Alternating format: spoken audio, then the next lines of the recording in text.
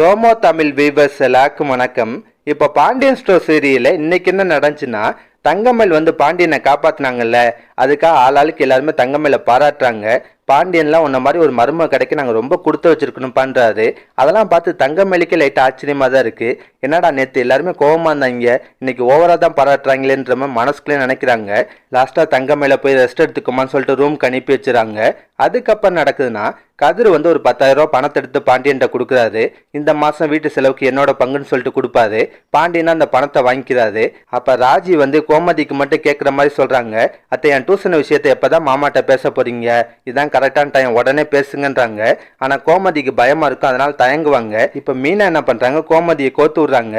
மாமா உங்கள்ட்ட ஏதோ அத்தை ஒரு முக்கியமான விஷயம் பேசணுமான்றாங்க. அதை கேட்ட பாண்டியன்னு என்ன விஷயம் விசாரிக்கிறாரு. கோமதிக்கு இன்னும் பயம் அதிகமாகுது. அது இதுன்னு காரணத்தை சொல்லி சமாளிச்சிருவாங்க. கடைசியா ராஜிட்டையும் மீனாட்டியும் ஒரு நாள் மட்டும் டைம் கொடுங்க, உங்க மாமா தனியா இருக்கும்போது எப்படியாவது பேசி பர்மிஷன் வாங்கி தரேன்றாங்க. ராஜி நாளைக்குள்ள எனக்கு எப்படியா பர்மிஷன் வந்தாங்கன்னு மிரட்டுவாங்க. அதுக்கப்புறம் நடக்குதுன்னா, கோமதி வந்து பாண்டியன் தனியா இருக்கும்போது டியூஷன் விஷயத்தை பத்தி தான் ஆரம்பிப்பாங்க. ஜாடமாடியா பேச ஆரம்பிக்கிறாங்க. எங்க நம்ம பக்கத்து வீட்டு பொண்ணு இருக்குல்ல, அந்த பொண்ணு படிக்கும் போதே பார்ட் டைமா வேலைக்கு போதாங்க, அவங்க அப்பாவோட கஷ்டத்தை குறைக்கிறதுக்காக தான் அப்படி பண்ணுது, ரொம்ப நல்ல பழக்கம் இல்லை அப்படின்ற மாதிரி ஆரம்பிக்கிறாங்க. ஆனா பாண்டியன் வந்து என்ன கோமதி பேசுற, படிக்கும் போது வேலைக்கு போனா படிப்புல எப்படி கவனம் இருக்கும், அதெல்லாம் ரொம்ப தப்புன்ற மாதிரி சொல்றாரு. கோமதியும் சுத்தி வளர்ச்சி எப்படியா ராஜியோட டியூஷன் விஷயத்த பேசலான்னு பாக்குறாங்க. ஆனா பாண்டியன் வந்து அது கொஞ்சம் கூட காதுல வாங்க மாட்டாரு. இதுல கதிர் வந்து 10,000 ரூபாய் பணம் கொடுத்தாருல, அதெல்லாம் கோமதிட்ட சொல்லி பெருமைப்படுறாரு. என் பையன் சொன்ன மாதிரியே பணம் கொடுத்துட்டான் பத்தியான்னு சொல்லிட்டு ரொம்ப பெருமையா பேசுவாரு. அந்த பணத்தை கதிர் பேர்ல பேங்க் அக்கௌண்ட்ல போட போறதா சொல்றாரு. அப்ப கோமதி கேட்பாங்க, எங்க சரவணோட சம்பளத்தை மாசம் மாசம் அவன் பேர்ல பேங்க் அக்கௌண்ட்ல போடுறீங்க, அதே மாதிரி செந்திலுக்கும் மாசம் மாசம் பணம் போடுறீங்க, இப்ப கதிர் பேர்லயும் பணம் போட ஆரம்பிச்சிட்டீங்க, இந்த விஷயத்தெல்லாம் பிள்ளைங்கள்ட்ட சொல்லிட்டே செய்யலாம்ல, ஏன் அவங்கள்ட்ட இருந்து மறைக்கிறீங்கன்னு கேட்பாங்க. அப்ப பாண்டியன் வந்து நான் ஒன்னும் பெருமைக்காக இதெல்லாம் பண்ணல, என் பசங்க நல்லா இருந்தா எனக்கு அதுவே போதுன்ற மாதிரி சொல்லிட்டு கிளம்பிடுறாரு. கடைசி வர கோமதியால ராஜியோட டியூஷன் விஷயத்த பாண்டியன்ட்ட பேசவே முடியல.